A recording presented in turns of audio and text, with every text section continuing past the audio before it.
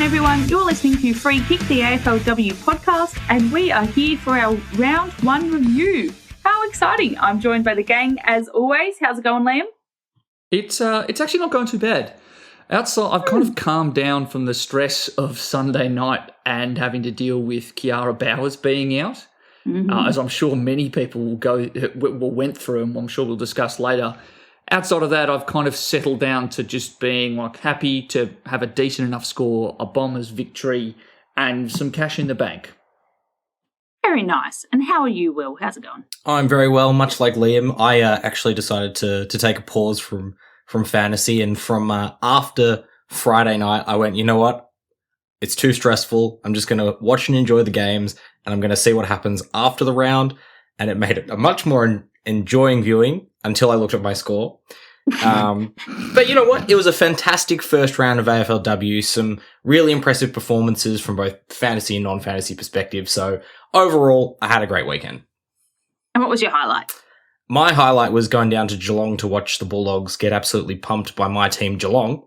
It was very, very exciting to watch Geelong with a fully functioning forward line, kicking a big score. It was super exciting. And I also got to chat with Darcy Vescio, who made the trip down straight after their game against Gold Coast. So that was an extra little treat. And I also need to give a shout out to Brenna Tarrant for taking 3 match-saving marks to get Sydney their first ever win. That was a super exciting game to watch. Yeah. Absolutely fantastic moment. Yeah, I also think that you might be great functioning forward line for Geelong. Think there might be some non-functioning elements to the Bulldogs too. Maybe I'm talking the positives, Liam. I'm talking the positives. God, it was good to watch Geelong kick a big score, and I don't care that their opposition mightn't have put up a huge amount of resistance. A huge amount. Will Geelong scored the highest ever team fantasy score ever. Yeah, it was pretty massive. I'll say that. It was pretty impressive. Well, it's a big weekend of firsts. We had Sydney get their first win, Geelong get their highest ever fantasy team score, like you said, Liam. Yeah, it was just such an amazing weekend. Starting off with that game at Icon Park where the crowd was pretty much full. That was just so exciting. And then I think even though a lot of our friends at the pod did some absolutely amazing things this weekend, and we're going to be talking about a few of them at least, I'm sure, later because they are incredibly fantasy relevant as well. But like you said, Will, shouting out Brenna Tarrant there for that amazing backline defence. We also had Laura Pugh just go above and beyond for Freo. Just nothing got past her, all over it, which was amazing to watch. Ella Robertson and Harriet Cordner had great games as well, but we will discuss those. But also like Tam Luke, interviewee from last season, just coming back super fit, getting the hit outs, super strong in the tackles. That was great to watch. Also, Gab Seymour, who Liam may poo-poo, but good game, good to watch. And Jack DePie going for a shot on goal. We heard from her that she wants to spend more time forward. So that was just, it was just so exciting. Like, I just have so much energy. I was so hyped from Sunday. And I also didn't really check too many of the fantasy scores as we went because it kind of does kill my spirit. But speaking of spirit killing, I didn't have a great fantasy week. How did you guys go? I reckon we'll start with Liam. I think he's the one that's pretty happy with how he went.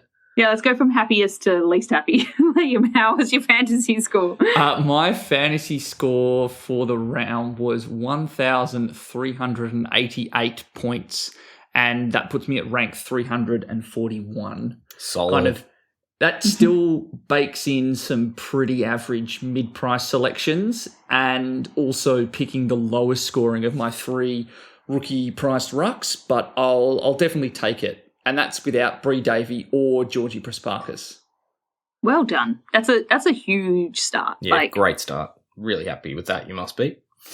Look, I'm happy enough, but I'm also tempering my happiness because I know what I did last year. I was inside the top 30, and then I didn't do well for 7 weeks straight after that point. So we're going to keep it chill. We're going to keep it in perspective. Like, there's still a bunch of things to fix. And I got to say, that's basically the only thing giving me hope, because I did the opposite of you last year, where I started terribly and then just gradually got closer and closer to the not quite getting to the top 100, but just progressively improve my score. And that's what I'm hoping after this round.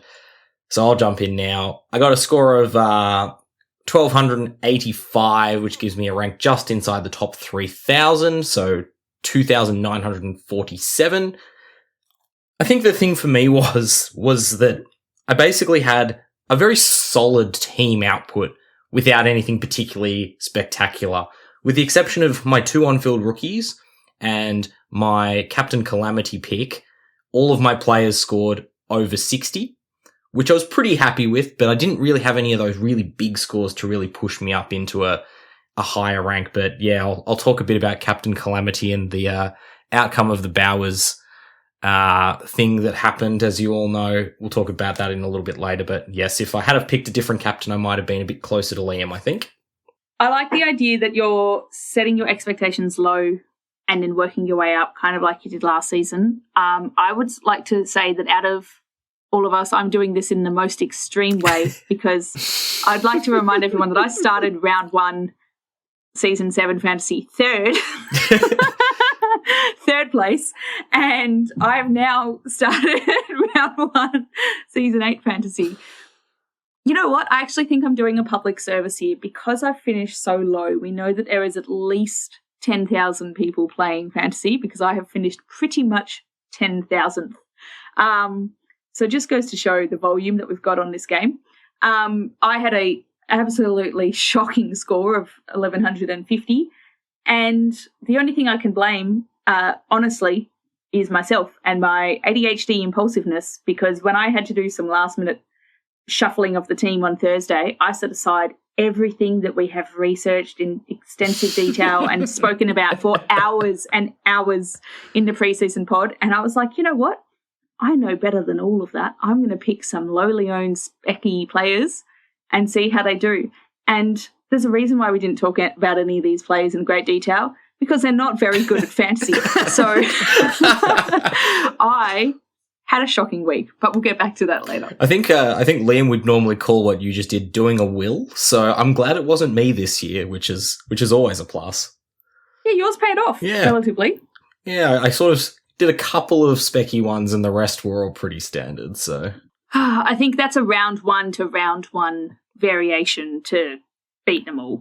Well, I think basically what we can take from this for you, Mel, is you're basically going to show all the people who didn't quite start as well as they like how to push up towards that top 100 and really surge into the season after a poor start. Isn't that right?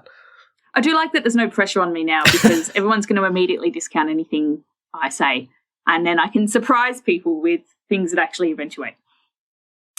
But anyway, we're going to do, instead of our plus and minus 3s like we did last season, mixing it up a little bit. Thank you, Liam, for these fantastic names. I love this. Especially the second one. Yeah. So a +4 for your best player, which is the Kiara Bowers Award, because, above and beyond. And then a -1 Paige Scott for your flop of the week, which is in remembrance to that beautiful round last season where Paige Scott, we all brought her in because she was going to be a aggressive, young, energetic new debut at Essendon, and then she ended on a -1 and screwed us all. In fairness, she did have a great debut against Hawthorn. Her best score in the 70s, it was about round 4 or 5 when they played Brisbane. Because I was the only one of us that didn't pick Paige Scott. And up until that -1, I was going, I might have missed a trick here. And then that -1 happened, and I went, okay, I've unintentionally dodged a bullet there. Thankfully, she was my trade out that week. But we've instead of +3, -3, we've got +4, your Kiara Bowers Award, and you've got your -1 Paige Scott Award for flop of the week. Let's start with you then, Liam. Who's your +4? Who's your Bowers this week? My Kiara Bowers +4 goes to Laura effing Gardiner. I have been talking about her for literally months on this podcast, and her 50-point fourth quarter and 100-point total was immaculate. Perfection. She had 13 tackles, I think. She did all of this on just such a tiny little ground as well at North Sydney Oval. It was the lowest scoring fantasy game of the week. She was incredible and it is. I'm almost considering breaking my rule of like having all the players in price order, and she is going to sit at F1 in my team because she should be F1 at the end of the year. I feel like with Laura Gardner, like apart from the fact you've got some of the premium midfielders there, you just like I want to make her my captain. Like, I don't know about that. no, not from a fantasy perspective, but just like give her the responsibility just because she's like as you say, Liam, like you've been pumping her up all year. We've been pumping her up since last year. I'm just so bloody glad that she's actually got some time in the midfield because we brought it up last year. She was tearing it up in the VFL. She was clearly too good for it, but she couldn't get into that Geelong midfield. And now she's finally got the opportunity. We are reaping the benefits from a fantasy perspective. Unfortunately for people, I was hot on her when she was 2% owned. She came into the round at 20% owned. So for 1 in 5 people who are playing fantasy this year, you're welcome. Laura Gardner is a gun. You're going to enjoy it all year, I reckon. I don't see anything in her game that suggests she can't be around the ball all the time. That has jinx all over it. She's as good as Addie McKay. Like, okay, I know that that's possible, but none of that looked like speculative, right? It was a high tackle game. She did well. Like, yeah, she didn't have a great first 3 quarters from 50 points, but no one in that game had a good start to the game. There was almost no scoring at all. The fourth quarter was the highest scoring quarter. I also want to throw out to the 2% of people who were, on this with us at the start. We apologize for pushing it so strongly to get everyone else to get it because it's gone from being a little cheeky pick to now being a, pretty standard one because the obvious benefit. So good and bad, I suppose. Who's your Bowers this week? Yeah, I couldn't go for Lauren Gardner because Liam has been pumping her up. So I went for my own forward pick. I talked a little bit about this on the Spaces, if that was something that you joined us for or have listened to that episode, but my +4 is Darcy Maloney. She's always been one of my favourite players, and I always knew she had really good potential. Finished last year with a couple of good scores, and was priced at an average of about 44, if my memory serves me correctly. And I thought, you know what? I'm going to go Specky here. Darcy Maloney, F5. And she's pulled out a 93 points, got some CBAs, looked amazing. I was absolutely thrilled with it. So, Darcy Maloney, that's my 4. I love it. That's such a unique one. It's also, just what a pull through there. And she's still less than 1.5% owned as well, which makes me feel like I've actually done a will for once where it worked, which is incredible, really. I like it. And for mine, I've gone... I really, really wanted Dana Hooker ever since that West Coast episode, Will, where you dropped your surprise Will special on me, and I was instantly sold. And I'm devastated that I didn't pick it myself, if I'm completely honest. And look, when Bowers came out, I decided to do some questionable shuffling. Bowers down to Miller gave me some spare cash, so I took up Davison to Hooker, which I really wanted to do anyway, because I had taken Hooker out. So I brought her back in at the very last minute. She was sitting on my bench because of the way this works, being the last game. So she scored an amazing score for my bench. But I'm just so glad that she's back in my team. I was tearing my hair out in the first quarter being like, where is she? But then she came through and did everything that we expected to see. And she was amazing. Made me 91 grand for my bench. But she is already, now that I figured out how to trade people onto my field, she is on my field.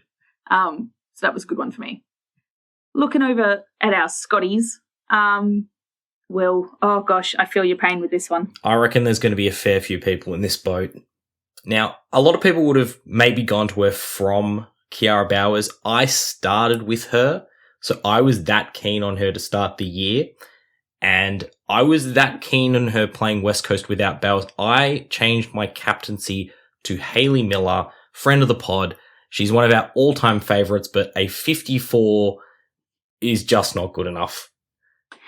She's actually only 3.6% owned, and I don't know if that's because everyone since lockout lifted a few hours ago has immediately expelled her from their team.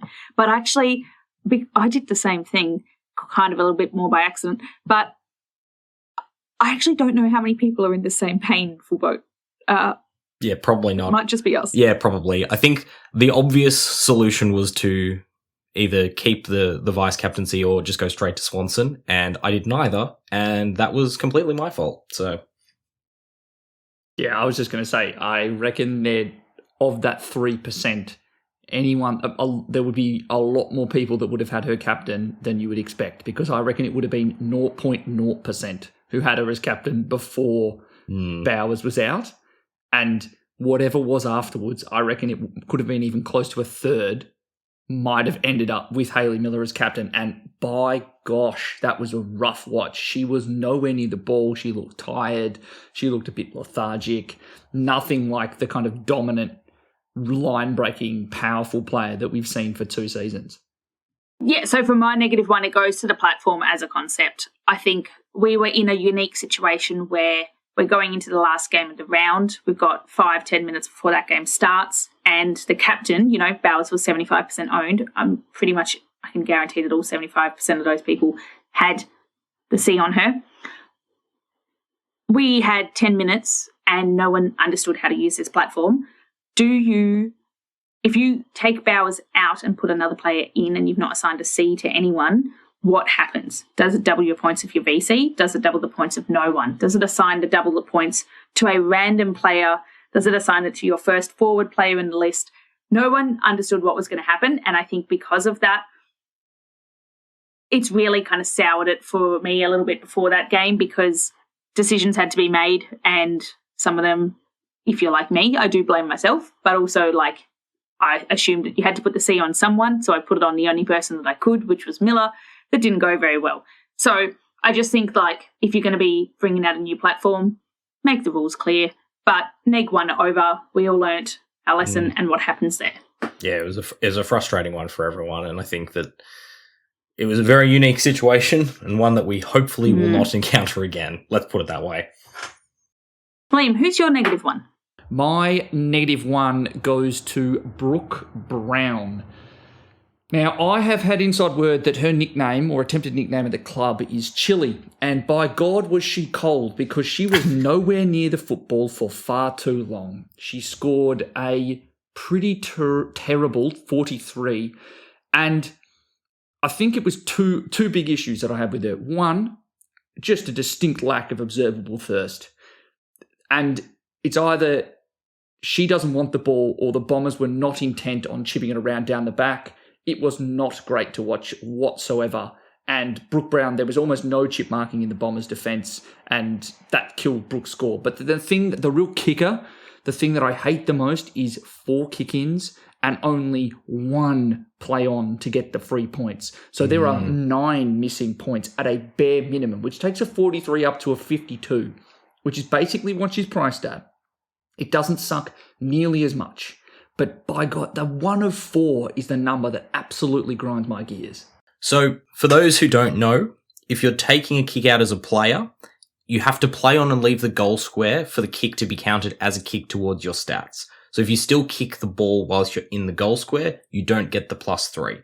So as Liam's saying, for whatever reason, Brooke Brown, one of the best running defenders in the competition, has decided not to run and kick, but has instead just stayed in the goal square. Given away a stat and the points. So she wouldn't care, but you care. There are some players who very clearly just take 1 step out of the square before kicking so they can get the stat. Okay. So, nice. But I will say, just watching the games across the weekend, there are a lot more kick-ins taken from the goal square than I've seen previously, which was quite interesting. Do we think this has got anything to do with that rule change about the throw within the goal square, within the 50 coming from the boundary and not 10 metres in? It's possible, but I think, it surprised me a bit. I think it might just be that teams are being a bit more cautious coming out of the back line, which may be the case, but yeah, it was quite surprising, to be honest. Well, there you go. Now over to Will for the Watch and Wait scoreboard update. Yes, so the Watch and Wait scoreboard, we're putting the scoreboard up for what people have scored, your leaders, your top 100 markers, and it has been sponsored by my catchphrase, which is apparently being co-opted by Liam and Bailey in the spaces, so shout out to Liam and Bailey. But basically, very easy one this week. Your leader, it's Eamon or Eamon. I'm not sure how they pronounce it because it's Eamon maybe. It's got several N's and an M. And their team, Judd's Pressure Points, which had a score of 15.23. Fantastic score. The top 100 marker is 14.29, and that is coach Matt J. So there were actually 8 scores of that. So at the moment, there's a bit of leeway as to where that might be, but that'll obviously stretch out as the season continues.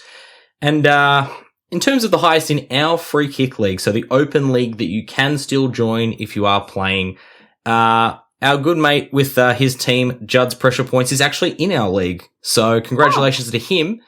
So he's the top of our league, and we had 16 coaches in the top 100 actually in our league. So congratulations to all of them. How many players do we have in our league in total? I think I last checked it was something in the low 400s, so low 400 conversion rate to a 30,000 team comp. And can people still join? People can still join, yeah, for sure. I'll retweet the invite code so that people can join as and when you please.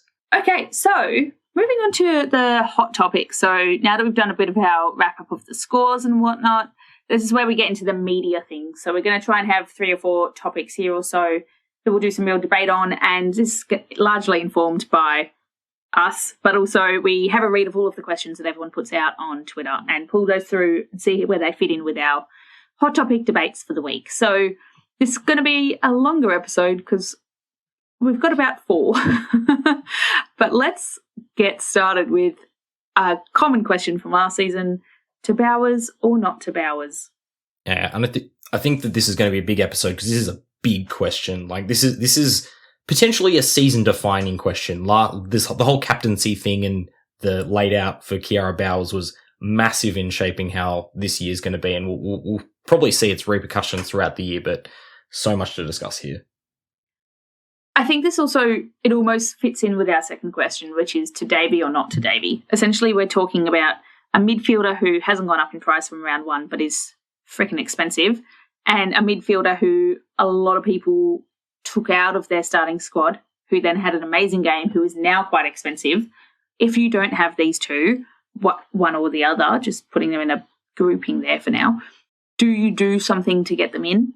Thoughts, Liam? So I think the big thing in terms of like why Bowers is so important is she was at that, I think it might have been 72 or 73% when the round started.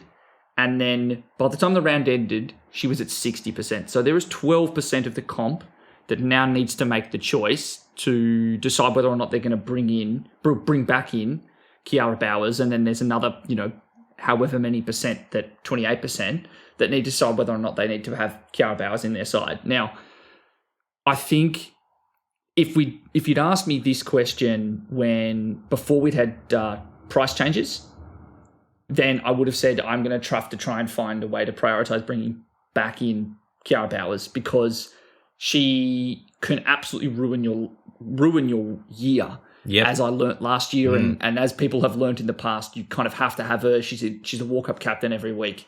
Now, I think what changes that is the fact that we saw someone like an Ebony Marinoff who was priced at 110, and she went up above her price tag figure, but still lost 60K, which means that if Kiara Bowers, like her effective break-even goes up to like 140, 150, in all likelihood, I could wait a week and hope that she doesn't hit that like 150 score. And she does have some quieter starts to the year, which might then allow me to take a Britt Bonici, for example, up to Kiara Bowers.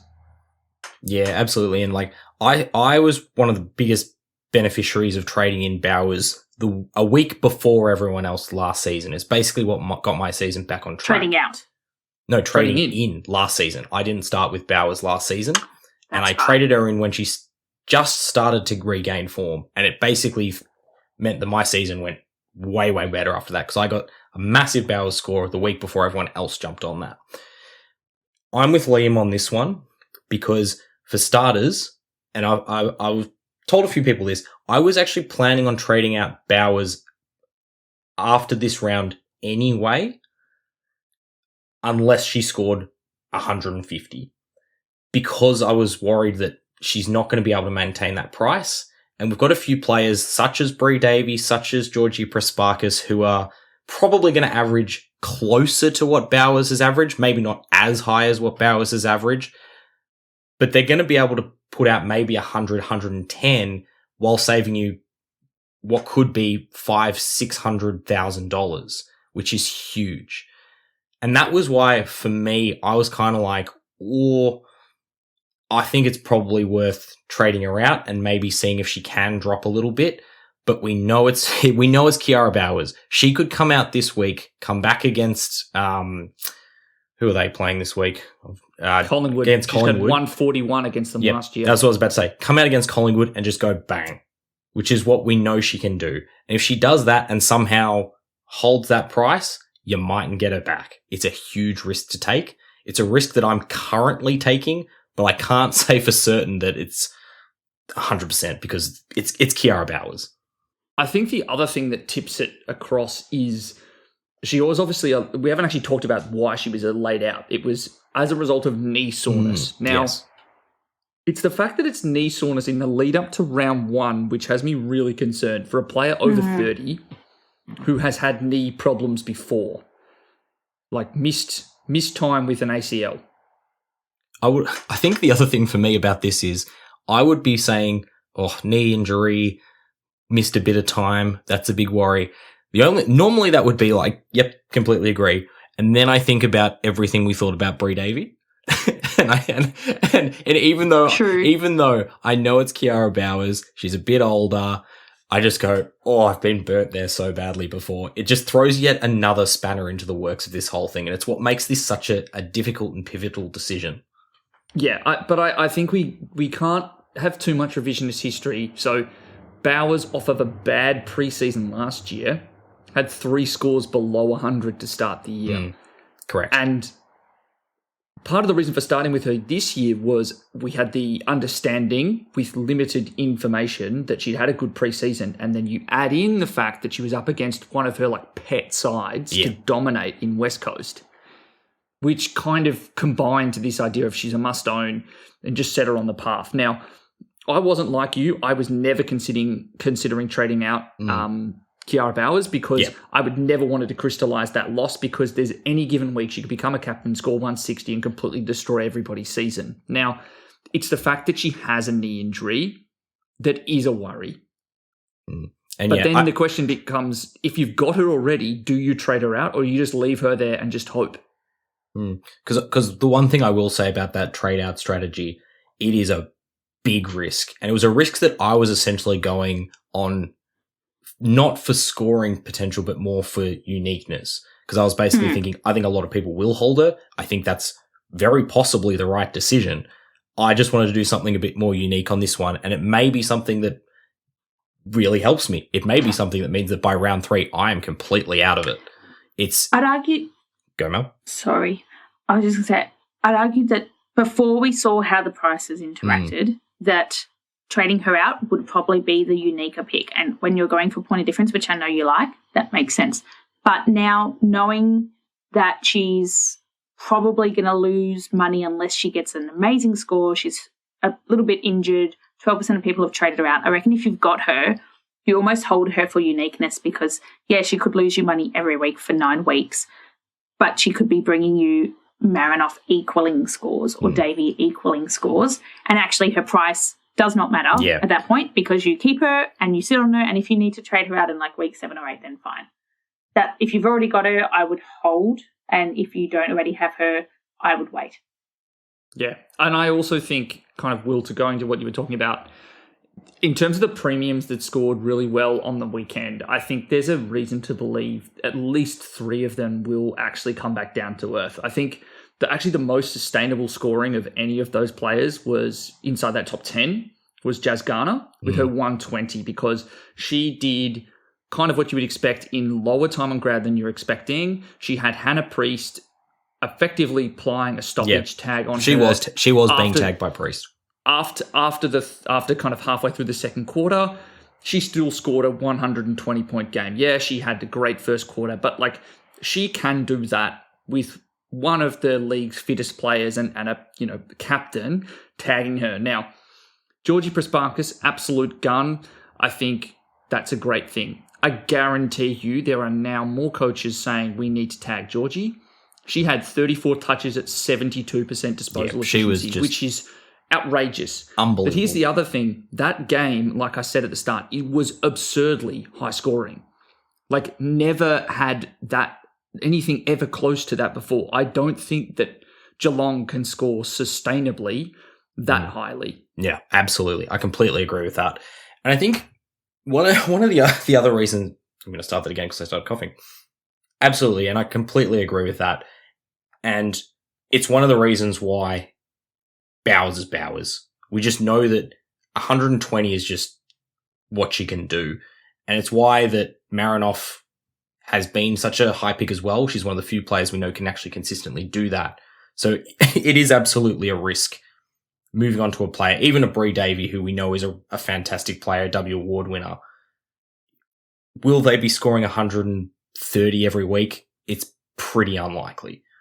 Like, I think that we would all agree that Kiara Bowers is pretty much in a league of her own. And this is something we talked about last year, which is if you're looking at Bowers, you almost have to just don't worry about the price. It's Kiara Bowers. It's Kiara Bowers money, whatever. But then again, like, I could see a world where she goes down like 200K. Yeah, absolutely. If she scores 100. Exactly. And I think that's one of the things, like, we talked about. You mentioned it with Ebony Marinoff. Ebony Marinoff scored 112 and went down nearly $60,000. That's not insignificant as well. And I think the one other thing for me regarding Bowers is actually what you did with Bowers if you traded her. Because I traded Bowers to Emma Swanson. Emma Swanson scored 104. It's kind of pretty hard for me to, want to trade that out. She scored 104 and still went down $3,000. She beat her average by 14 points and still went down that much. As you say, Liam, these prices are wild. And I mean, I know we've talked a little bit about her already, but Bree Davey went from a mid-pricer to almost being a premium straight away. She is a premium now. It's 178 grand increase in one game, which is crazy. It's wild. And we threw up a poll on our Instagram, which was, do you go for Davey? And this was before the prices. Do you go for Davey, or has the boat already sailed? And most people said, got to go for it. And if we assume that she's going to score reasonably well this week, let's just say she gets somewhere near 100, it's not unbelievable to think that she could rise another 100,000. This is the other thing, though, and I think it feeds directly into the conversation, like, do you pick up Davey? We don't know what the break-evens are. Like, in the past when we played Moreira's Magic, and for those who've played AFLM before, that was a key piece of information. Yeah, and you can kind of get a sense of how much prices are going to change. And, like, to be honest, I think the communication around that in the official platform versus Moreira's Magic is a detractor week one. I'm sitting here going, I would have played a different strategy, played a different hand, if I knew that prices could change this rapidly. Rookies become much less important. You probably run more mid-prices with great matchups round one. Like, you're really refining your strategy. But for someone like Davey, I can only guess at how much he's going to go up next week. Yeah, and I guess that probably asks the question of, is it now or never? If you don't go Davey this week, assuming you're keeping Bowers, is that it? Is she all of a sudden she's now a top price player? You're going to have to do a sideways switch later in the year if that's what you want to do. Like, you sit there and you go, yep, you might have to never get her, because if she puts out like 100 this week, is she going to go up another 200K? But then conversely, you go, I missed it. I could pick up Hayley Miller next, a week after she goes 100, and if she does 100 again, because she's now priced so cheaply, like, you kind of like playing this weird, it's just this completely different style of play. Like, I can't guess what Bree Davey's going to be next week price-wise in any circumstances. I can't even like have a stab. At least with Bowers, the very least, we know what week one price changes look like. Yeah, I think the other thing is currently I am trading Miller to Davey, which there was originally about a $200,000 price gap between them. I am now trading Miller up to Davey after 1 week. Yeah, crazy. Speaking of wacky price changes and the fact that we might never be able to get them again if we don't do it now, The rookies, what of them? They've pretty much all disappeared. I'm going to call this section, I feel like we're going to do this fairly often. And for any listener that has listened to me this far and hasn't realised yet, I have a lisp on the letters R and W. I can't pronounce them differently. So this is the rookie rip around in honour of my terrible pronunciation of words. And look, we've got quite a few questions about this already, given how price changes are working, given how much, I forgot her last name off the top of my head, but Schultz has made Matilda Schultz, 154 grand. She's essentially gone from a rookie to, based on our cutoffs that we did in the preseason, a mid-pricer, which was 450 grand as the cutoff. Look, we're going to do a quick whip through of, a quick rookie whip through. I'm going to keep this in the episode, if only because I think we watched Mel top lip quiver for about a second as she tries to say the word whip. Oh, golly. We're going to run through the best and the worst rookies. But the big question of okay, do you bring in any of the best if you haven't got them already? That's a really tricky one. Yeah. I just want to give some credit to Muscles SC, who asked this question on our Twitter when we put it out on Twitter.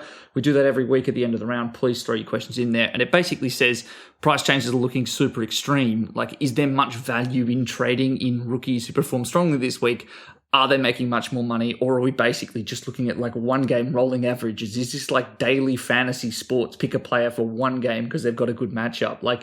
I think that's a really good question because typically this first episode of the year is who are the rookies to have? It's fix-up trades for rookies or mid-prices where you've completely missed the role. But I don't know if I want to trade in a player who's gone up 220k and they're now 500 and something odd and they play on a wing. Yeah, so of the best we had Marietta Anthony, 99, Tamara Luke on 87, Matilda Schultz on 76, Harriet Corner on 74, friend of the pod, Jean Nans, and I can't remember Scanlon's first name. Maddie Scanlon. So we've got some real big scores from our best rookies there. Will, what are your thoughts on any of these in particular? Well, I've got some thoughts on several of them, to be honest. Mariana Anthony, as we've said, 99, gone up a huge whack. You almost can't really justify bringing her in now because unless you think she's going to continue averaging 99 at a price of 500 and whatever she is, there's really no point because you're not really making any money. So you basically your best option is trading one of your premiums down to her. That doesn't make a whole lot of sense from normal fantasy parlance. So it's a really weird one. Just an interesting aside before I jump over to Liam, who has a lot of interesting thoughts on Mariana Anthony. I actually picked Mariana Anthony in Moreira's Magic because she was lowly owned, and I had her of one of three midfielder rookies I had, and she was the one on the bench. Oh no! So I had a very nice, I think it was a 20 and a 30 on the bench, on the field, and a 99 sitting on the bench. So. Delightful. I was just going to say, on Mariana Anthony, I can't take credit for her. I didn't pick her. And it's funny that you picked her because my point was going to be, on the Carlton episode, I named her as someone to watch out for this year. And you were like, wow, that is speculative. That is far out there. Which is why I picked her, because that's exactly what I like. That sounds like me. But the irony was, I ended up keeping my Moreira's Magic team as players only under 10% ownership. So she wasn't that highly owned in Moreira's Magic in particular, and I was really, really struggling to pick midfield rookies. In terms of the actual important discussion to have here, as opposed to our personal gloating, what kind of role does she have and is it sustainable? So no, not a single kind of minute of inside CBA midfield time for Mez Anthony.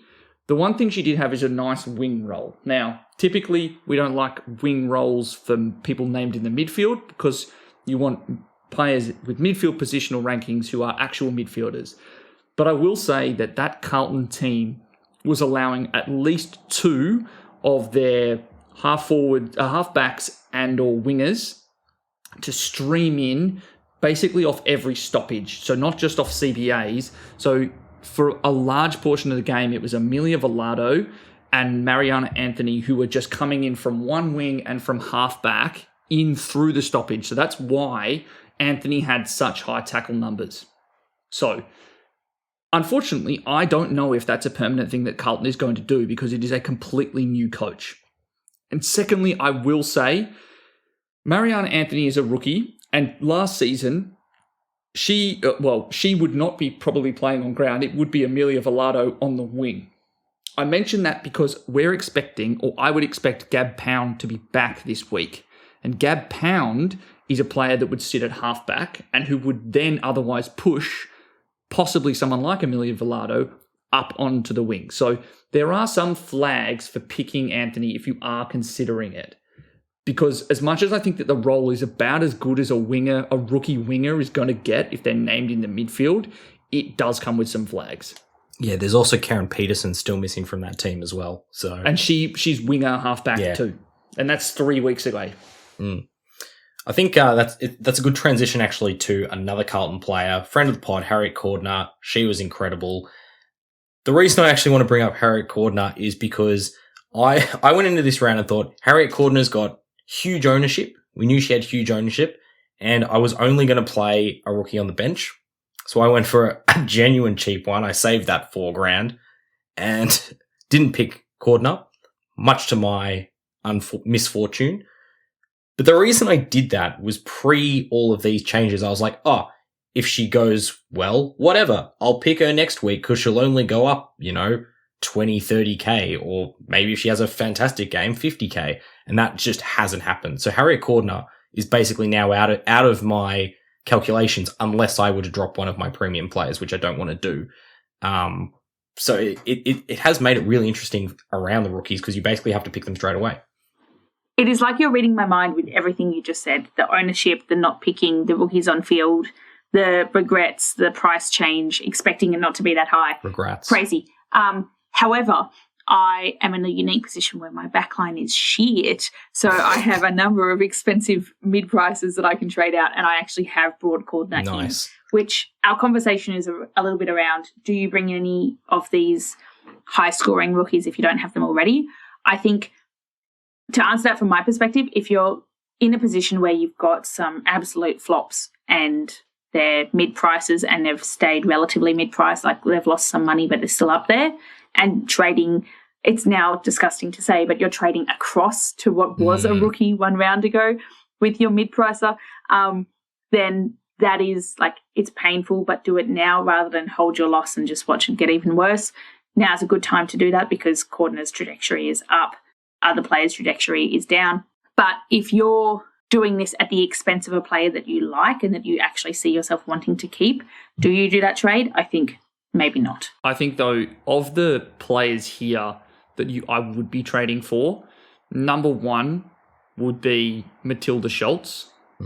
Yes. Because if you haven't got her as one of your rookie rucks, she looked really, really good, and she is still, I think, gettable, particularly because a lot of people came into this round, or at least what I saw on Twitter and what I saw online, a lot of people came in with extra cash. I think that's one place that you could really apply it if you've only got a Davis or a Hoare. I think that of all of the rookie rucks that we've seen debut in the last 3 years, that was the best performance we've seen so far against a very established side. And then I think there's an argument to be made for Tam Luke, but I wonder if either of you guys have any queries about that. Yeah, I've got 2 points on that. I traded out Matilda Scholes late because I thought, she's coming up against an established team, and Erin Hoare, even though it is against a really good ruck, solo rucking. Terrible decision. So I'm looking to shuffle my rucks this week. Tam Luke played against Steph Wales in the ruck, who we know she really, really dominated last season. And she comes up this week against Alice Edmonds, who just took Erin Hoare apart in the ruck. So it's a much more difficult ruck matchup, rather. So for me, I don't think she's going to bomb it, but I don't think the heights are quite there for Tam Luke. I think Scholes is probably the safer option, though obviously Luke is a forward in this game. Yeah. The other thing to mention as well is, and this was something that we did get asked on Twitter, and apologies for not having got the name, but is to what extent do we think that Lucy Wales coming back will affect Tamara Luke's scoring? Mm-hmm. And I would say that it would probably... So she had like a top 5 hit-out number of all time against Essendon, and partly that was due to the fact she was going up against a 19-year-old who she just kind of leant on and bullied around. I would say you could maybe expect 30 fewer points a game if Tam Luke isn't getting full-time ruck minutes against a teenager. And I think that Lucy Wales coming back, you might see a 50-50 split. That might mean that she's your F5 if you really do want to run that, or if she's on your bench, so be it. But I think that her elevated price makes it really difficult. I did want to say that she was all over the tackles as well, so that is another source of her points. Although I have just gone back and checked the scores, and she got 42 hit-outs and 6 tackles. Yeah. So hit-outs are a large portion of it. Yeah, so absolutely. She will still be, she was everywhere. She's really strong. So there is definitely points potential there, but is it 87 again? Yeah, I think this was probably one out of the box. Yeah. On our worst rookies, we've got Ortlip here, which is an interesting one because I don't think it's one that we ever particularly thought was going to be amazing anyway. As that's said politely. We've got Mia Bush, Rowan Fitzpatrick, who, debut. Actually, Rowan Fitzpatrick's debut, Tayana Smith's return, and Alana G's debut. All of these fairly low scores, actually Alana G being the highest of those with 31. Who's got an opinion on this? I'm going to throw to Will. Sorry, Liam. I have several opinions on this, in particular on Alana G. I talked Alana G up hugely prior to the season starting. And the reason for that is every single thing we'd heard about Alana G was that she was a ready-made midfielder who was going to maybe not play every single CBA, but maybe have sort of a wing half-back role and float into that midfield and, basically be Charlie Rowbottom take 2. And that just did not eventuate. She basically played the entire game as a back pocket, which was horrendous for scoring. And I was devastated, not from a scoring point of view, but just from a game point of view, because I was like, everything I've heard suggests she's going to be this superstar midfielder, so why is she sitting in the back line? And what shocked me is I was at that game early, so I was watching her warm up and watching her kick these goals with 45 metres out, being like, oh, power, great. If she doesn't play midfield, maybe they'll put her forward and she'll kick some goals. What? Why was she playing halfback? It just made no sense. So that one was really disappointing to me. But do you trade her out for that? I don't think you do. I think she hasn't made enough money that it's worth it. For all we know, definitely not. Yeah, I think for a lot of these players, if you have them, you're probably stuck holding them because... Yeah, because it's trade to who? Because it's to who? Because you're basically looking at maybe at best a $15,000 to $20,000 increase if a new rookie comes in this week. Yeah. And Liam, if you had one to talk about, which of these worst rookies do you have an opinion on? I can give quick opinions on 2, and then I think there's a serious discussion on another. So Taylor Ortlip, she scored 2 points. She'd come in highly raps from kind of people within the AFL media space, but the reason why she sucked is she basically played as a sub. She played 15% time on ground. She came on only in the 4th quarter, and I think, as it turns out, she probably should have played for longer because Carlton very nearly ran out of legs. So... That was the big issue very there. Strange. It's a very strange role that we've never seen. I've never seen that in the AFLW before. Literally don't play them until the 4th quarter, only as a sub. It was very odd. Mia Bush, that one was one of the best shit scoring performances you'll ever watch. She absolutely clamped Greta Bodie. Greta Bodie, all-Australian, kind of high-priced recruit, could not get a touch. She had 7 touches on the night. Absolutely blanketed. Apparently... I have heard 1 touch when Mia was on the ground. Yeah, absolutely. And it's one of those things where, as you say, Liam, fantastic, but lockdown defenders don't score. Bugger. Lockdown defenders don't score. Now, I don't know if that role is going to stay there all year, but I think that it's one of those ones where she's probably just so cheap you can't change. The rookie, though, that I really need to talk about, and I think is one that everyone cares about, is Tiana Smith, because she was someone that a lot of people were running at M5. I made a very late change to go to Georgia Nanscorn, like within the last like half an hour before the game, because I just could not get the idea out of my head that Tiana Smith and St Kilda were going to become roadkill for the Kangaroos. Did you listen back to your 5-minute rant about St Kilda's coach? And you were like, no, get it off. Like, wait a minute. Like, I actually don't rate them at all. And as it turns out, it was for good reason. It was for good reason. The question becomes, and it's something that we got asked on Twitter and I know is being talked about online, which is, what do you do about Tiana Smith? Do you trade her out? Because she had not a great role. Do you chalk this up to being a really quiet game, someone who's coming back rusty? Because the thing that I didn't like is I didn't see the tackles that I wanted to see that she had in her first season. I think you either keep her or you swap her with your other mid-rookie like Alana G or someone who, like we've just said, you don't trade them out.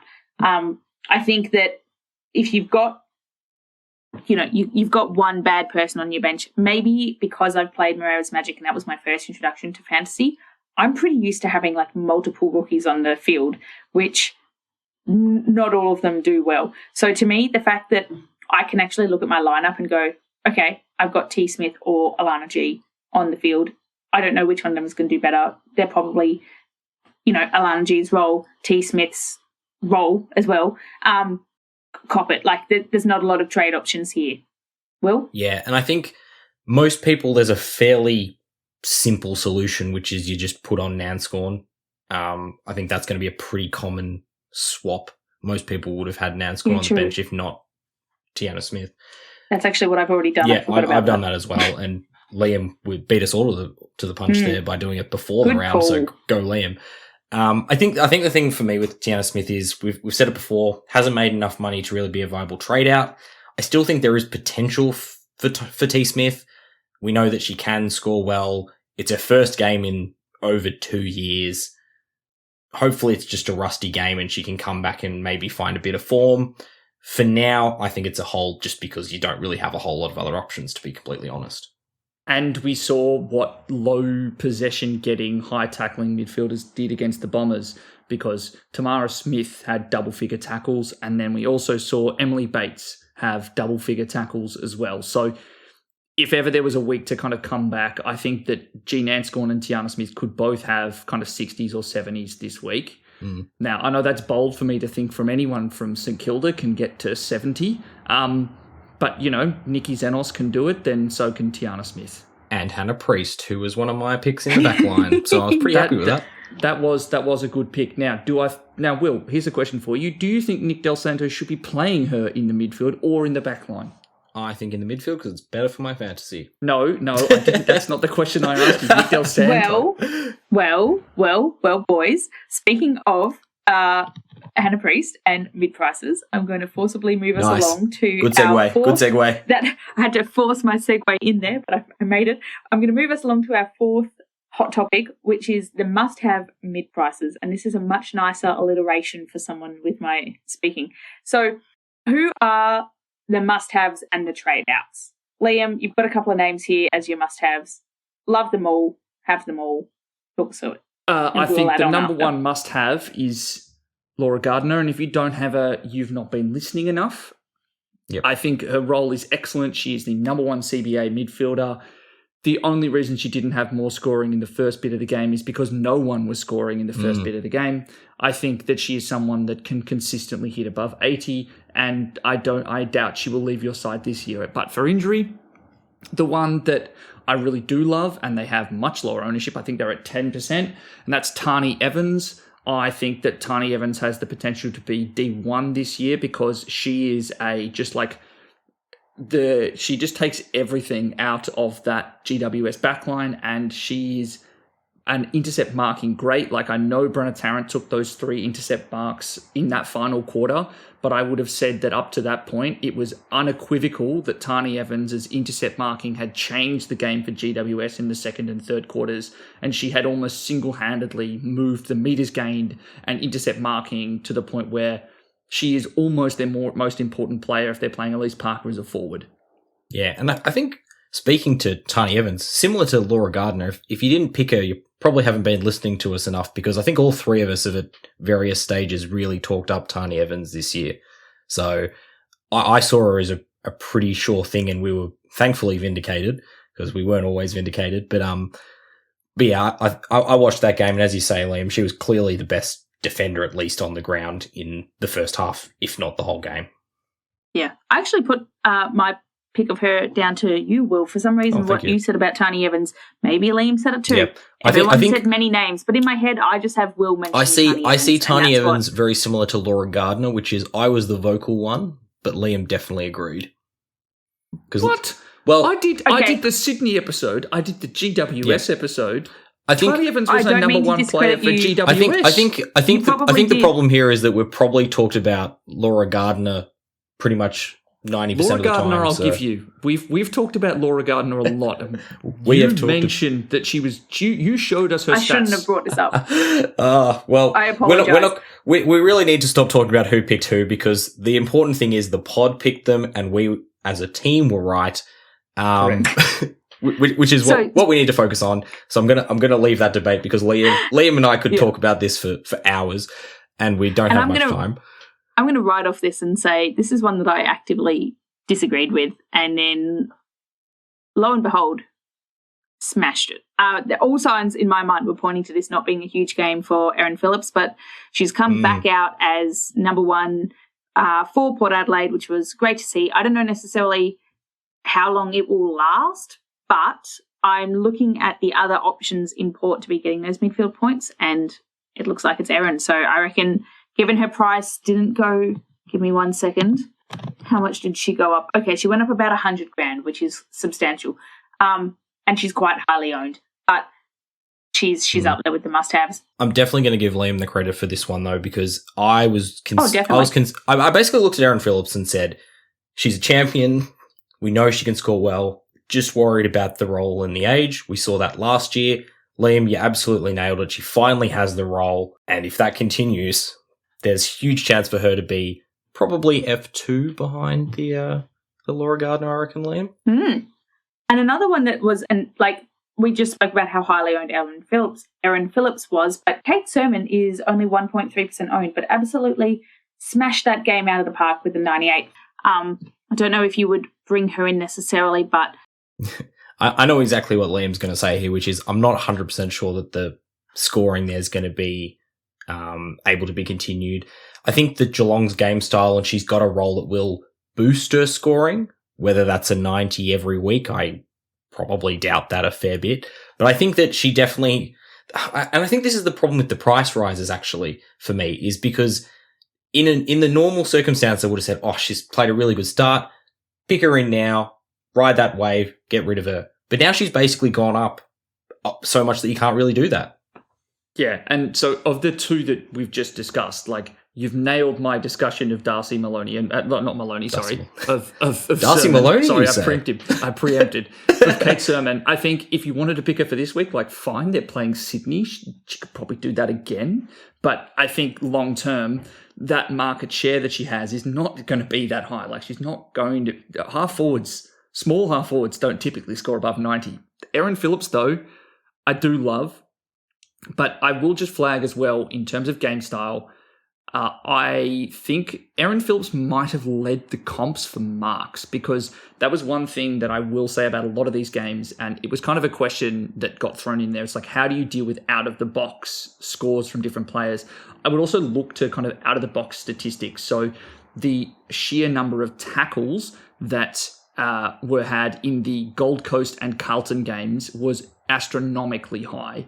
And there was very few marks in comparison. There was not a lot of run and spread. It was very contested, almost unnormally so.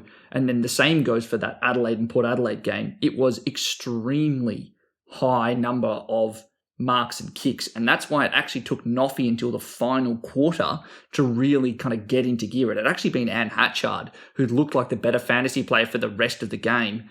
And that was because Hatchard is the mark player. Marinoff is someone who does really, really well when you do see more of those marks. Now, Erin Phillips undoubtedly looks better when she's not being asked to try and tackle 14 people when you're in your mid to late 30s. She is an incredible kick of the football and has a beautiful set of hands. Now, is that going to last week to week. I'm not 100% sure, but I think it's 60% CBAs.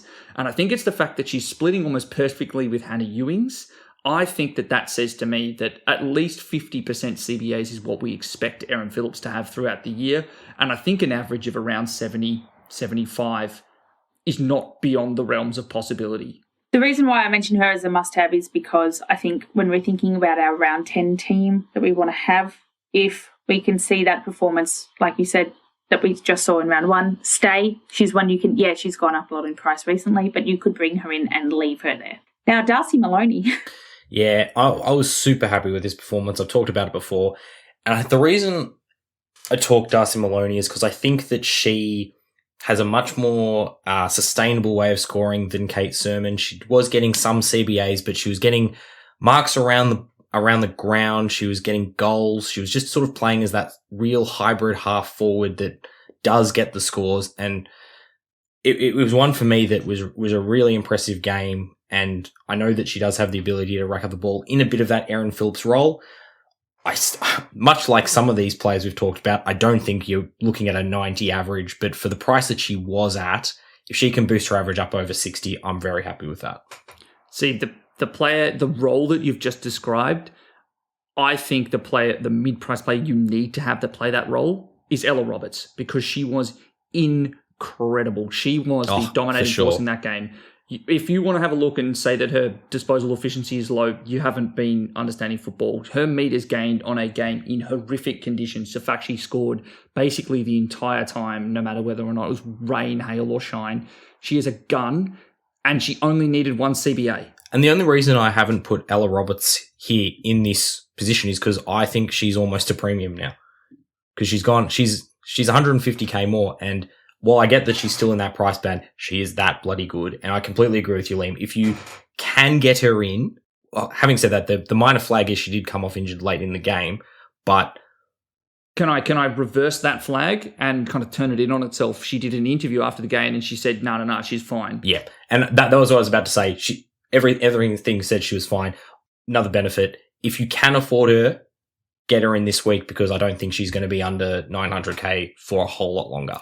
Yeah, and that's kind of why I mentioned her as a mid-pricer here. It kind of, there are obviously a number of forwards at that $1 million mark or at or around it to start the year. Is she someone worth downgrading for a couple of 100k too? Because you think she's going to score better. I think that you could reasonably question if you downgrade a Randall, a Paxi. I might even, actually no, I won't say Kate Hoare, because I thought she had a great third quarter. But if she didn't have that third quarter, you probably would have Kate Hoare in there too, to an Ella Roberts or an Erin Phillips. I think that could be a trade you do this week, because Ella Roberts looked that bloody good. And I will say right now, that is a trade that I am currently strongly considering. Trading down a Kate Hoare, someone in my forward line, to get a bit of money to do some trades elsewhere. And talking of trade outs, the ones we've got down here, Liam, you've already spoken a little bit about Brooke Brown as one of your disappointing players from the game earlier. Will, you've already spoken about Hayley Miller as one of your disappointing trade outs from the game earlier. A new name that we haven't heard before, Zali Goldsworthy, had a very annoying game to watch. I had her in my side and she was just hovering, just hovering around the ball the whole time. The Hayley Miller role. You're right there. The Hayley Miller role. The Hayley Miller role, equally as frustrating. So to go from one game to another, I had to really turn off the fantasy lens and just enjoy the game. Another one that had an annoying role, Bess Keeney, also in my side. Shout out to Mel's Bad Decisions. She just didn't look as energetic. She also had Hayley Miller vibes to me, which was not really running at full speed, not really tackling, not really throwing herself in there. Kind of looked like playing her age in some way, maybe. I don't know if that's the right phrase, but just kind of... That's brutal. Hovering out. Rough. Okay, I take that back then. But what would you say, Liam? I would have just said that the biggest issue that Gold Coast had is they had no halfback transition game, and that's where Bess Keeney looked best, because she's named as a defender, but she probably best sits as like a winger that drifts behind the ball during the game. Gold Coast looked horrendous trying to move the ball from their backline through. If they got a CBA stoppage and they went forwards, or they found a way to keep Carlton from getting it over the wing, in that fourth quarter, Carlton could not stop them. Like, they've got all these super powerful players, but Bess Kenny works best in that zone. Same can be said for Dizzy Darcy and Kiki Howarth. They all had below average games because for whatever reason, it might have been Carlton stopping them, but Gold Coast looked atrocious trying to move the ball. So I think that's one player to name. And kind of, I forgot to mention it. Yeah, sorry, Mel. I wonder if you could single-handedly put that down to Harriet Cordner's amazing performance. Like, I feel like all of those players you named, I saw them and then Cordner just pops up. Like, no, doesn't let it pass. We do not have enough time in this hour-long probably episode to talk about how good Harriet Cordner is, but her tackling as a key defender coming off an ACL recovery, just composure. Amazing. It won't get talked about in the same light as Brie Davey, but incredible. One thing I also realised in the must-have mid-prices, it's probably just like a little bit of a roughie, but I really like the role of Annalise Lister. She was basically playing as a full-time midfielder and as a tagger. Yes, I agree with that. And it ties in nicely here because I'm currently considering trading out Brooke Brown because I didn't like her role that much and I didn't like of observable thirst. So that's a name that I'm currently just going to throw in there. Who was she tagging? I wrote it down in my notepad somewhere. She was tagging Malloy. So Malloy did pretty well to score 72 or whatever it was, or 74. So look, we could talk about mid-prices forever because there were so many of them and we've seen our premiums go down in price. We've seen our rookies go up to mid-prices. Everyone's a mid-pricer now. But Liam, one final thing you wanted to talk about quickly was the Niamh Kelly role with the regressing to the mean. Tell us about this. Yeah, so I mentioned it earlier, the question from a user on Twitter called Archie Diacono, which is a great basketball reference, around how do we go about assessing the likelihood of regressing to the mean for high scorers. I think that Niamh Kelly is a prime candidate for that. She had a best on ground performance in the showdown and looked really, really good. But we know from having played fantasy for a long time that half forward wing role is not a good one. It's not a consistent one. It has some really high ceilings and some really low floors. So I wouldn't be targeting someone like Niamh Kelly, who, if you asked me who are the kind of 5 most important players for Adelaide to have the ball in their hands, Niamh's not in there. And that means that she might not get targeted consistently week to week. So that was someone we got asked to talk about. Like, yeah, okay, she might have looked good this week, but if I was going to talk about someone that I thought would regress, that'd be the one. Yeah, and I think for those of you who have played previously, this has Orla O'Dwyer written all over it. 100 in round 1 of season 6. Almost the exact same player, basically. In fact, another Irish woman as well. Yeah. Just quick context for those who don't know. Basically, the exact same thing happened. Orla O'Dwyer scored a massive 100. Lots of people brought her in, and then just basically scored 50s and 60s for the rest of the year. Yep, and for people that last season we're talking about, or in the preseason we're talking about, Amy Smith scored tops of 50s and 60s for her entire career, and has one game at 110. Like, these things happen, particularly for wingers above and all everything else. So, just a flag on that one. For the record, Amy Smith 57, so right in there this week. But with CBA, she is one that, as another one, if you were looking to downgrade or sideways from like a Brooke Brownie type of flop in your defence, that's an option. She's actually my trade-in at the moment for one of my other terrible backline choices. Solid.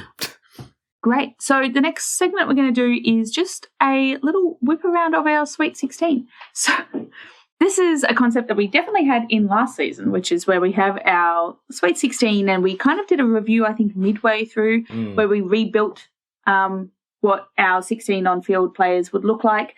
But so that we can start talking about this early, we might just do a little update on a random line by a random person each week just to keep it in the back of our minds.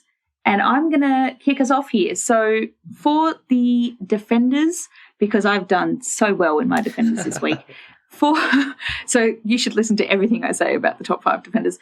But for my Sweet 16 defenders, I'm thinking these are the 5 that we need. Carney, I reckon she's still in the top 5. She lost a tiny little bit of money this week, I believe, but she is consistent, reliable, still up there. Evans, we've already spoken a lot about. If you don't have Evans, get her now. She was probably in the top 5 in the past, and she stays in the top 5. Cordner, I think we all knew this was coming.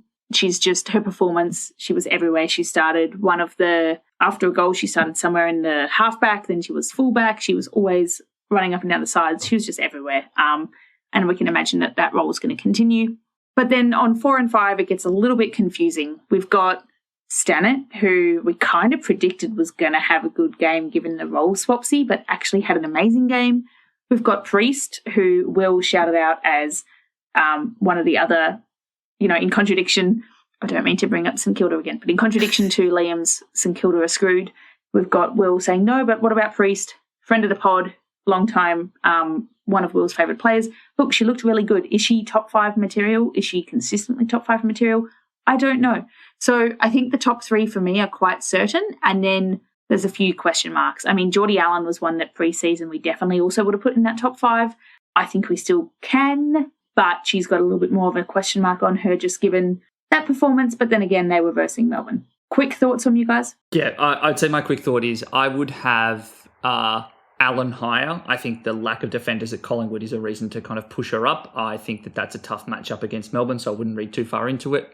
I think you could conceivably throw Cordner, Stannett and Priest in a similar bucket. I actually think Priest has the best possible role, so I would put her slightly higher.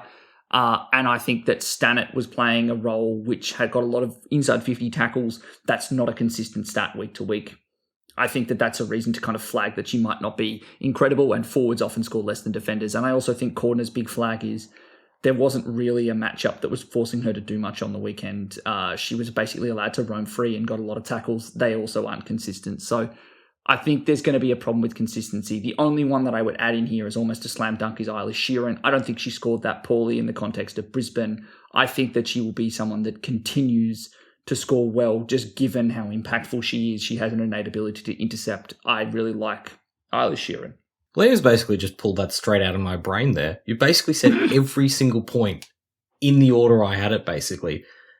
So, great. You know what? Let's move on. Let's move on. The fastest we've ever done. Actually, the one point I will quickly make is on Geordie Allen. I agree with you that she should be higher. It'll be interesting to see how she goes this week because Ruby Slicer is expected to be back. So that'll be an interesting way. Yeah. That'll be interesting to see how that shuffles things. Yes, I agree, but Lauren Butler is still an unknown. We won't know until Wednesday how long that foot injury is going to be. So I think that Allen gets pushed up a little bit just because there's one less consistent good kick, and meters gained for Collingwood were horrendous.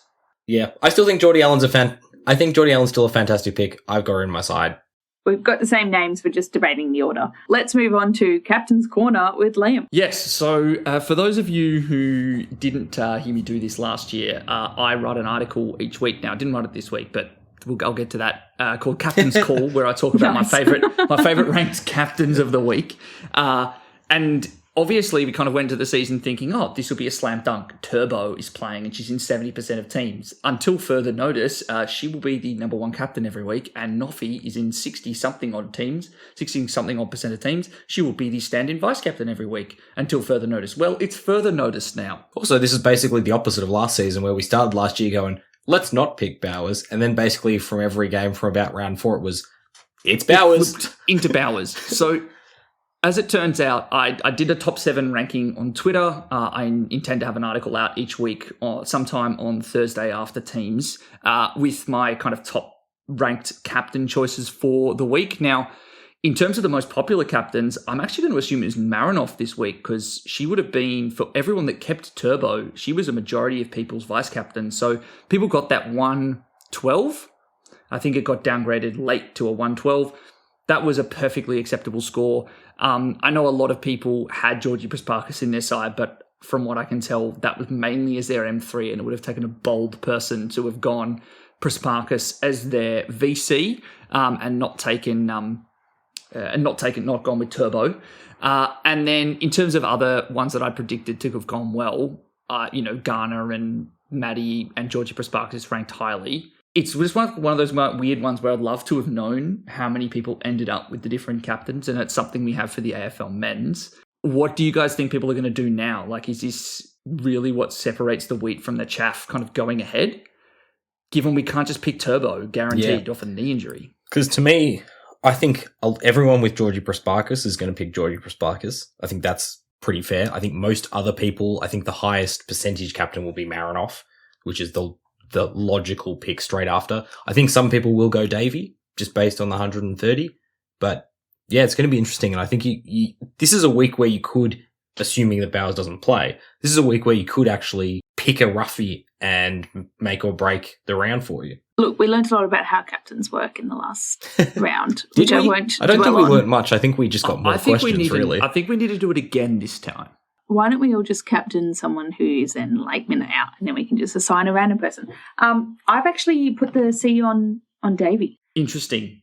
And the VC on Noffy. Yeah, so my current rankings, for kind of my rough rankings, and I will confirm these, but I think that the top 3 will have Georgie Prasparkas in it. It'll have Ebony Marinoff in it. Or maybe I'll just do these people in the top 5. Georgie Prasparkas, Marinoff. I think Amy McDonald is going to be a lot higher than you're anticipating. And I also think as captain. What's her current ownership? It's very low. Like it's yeah, not, so why do you think that her captain would be high given her ownership? 10%. No. I'm not predicting who will be the highest pick captains. I'm talking about who I think should be your number one choice for captain. Sorry. Yeah. Right. So Amy McDonald is in 10% of sides.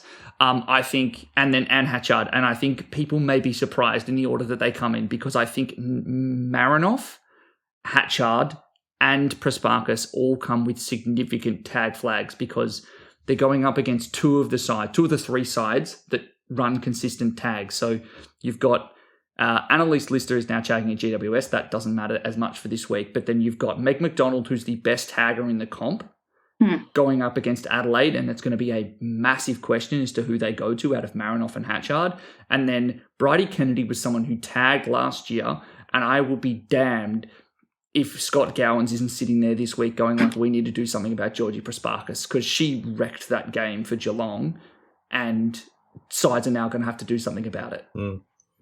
I want to throw one at you, Liam, because I think this is a player that a lot of people, I talked about it a bit before. Emma Swanson playing Gold Coast this week. Another great call.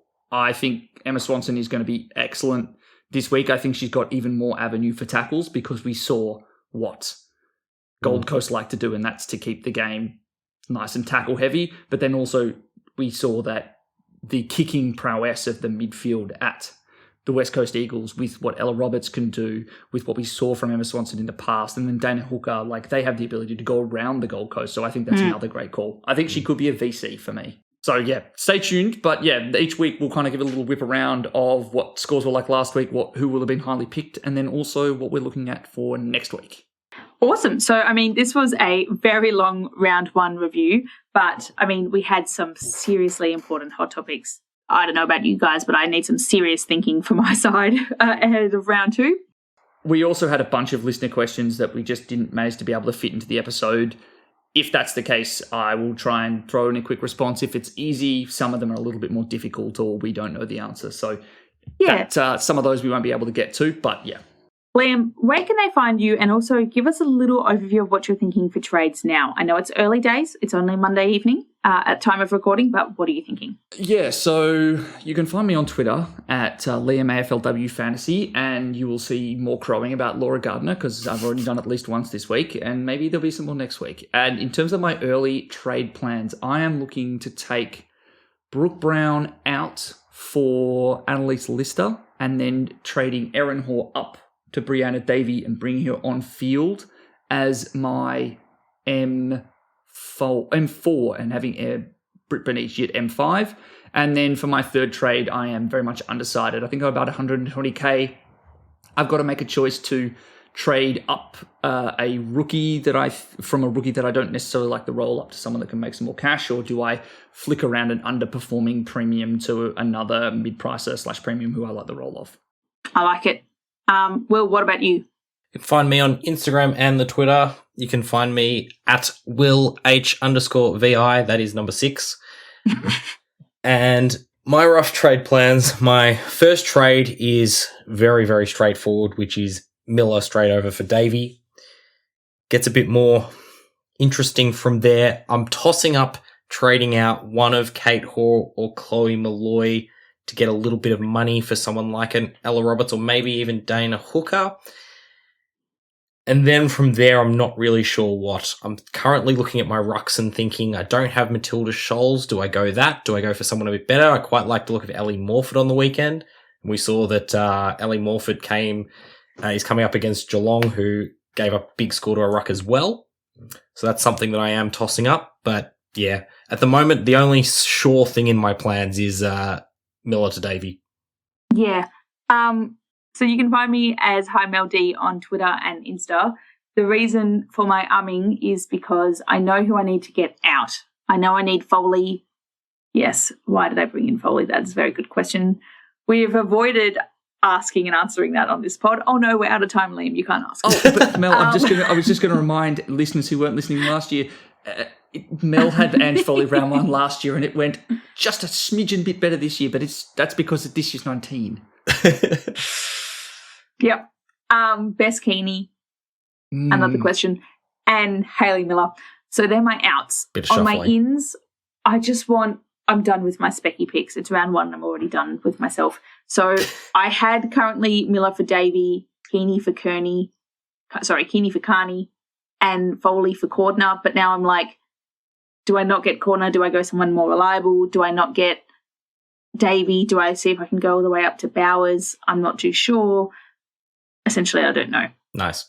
Stay tuned. I'll do none of these things come Friday night game, which is at 5 p.m. So lockout for the first game will be 5 p.m. Quite early. Yeah, okay. 5:05 on Friday. It's important to delineate that because teams for Sunday get confirmed at 5. So if you're trying to make a trade for Adelaide or Richmond Plate, you've got 5 minutes. But which is about the same amount of time you had to trade out Kiara Bowers this week. So at least you've had some practice. Yes. So you can find us for our hot takes at Free Kick W Pod. Check out our Twitter for where we'll be putting up some interesting stats from the week around trade-ins and trade-outs. Liam will be sharing his captain's call articles and whatnot. And we'll also be sharing those really important last-minute outs for the players like Bowers that we saw this week. And then check out our Insta for photos that we've been taking at the games, players we've been meeting and chatting to, as well as our top scoring lines for the week. Sounds good. Chat to you later. See you, everyone. Bye.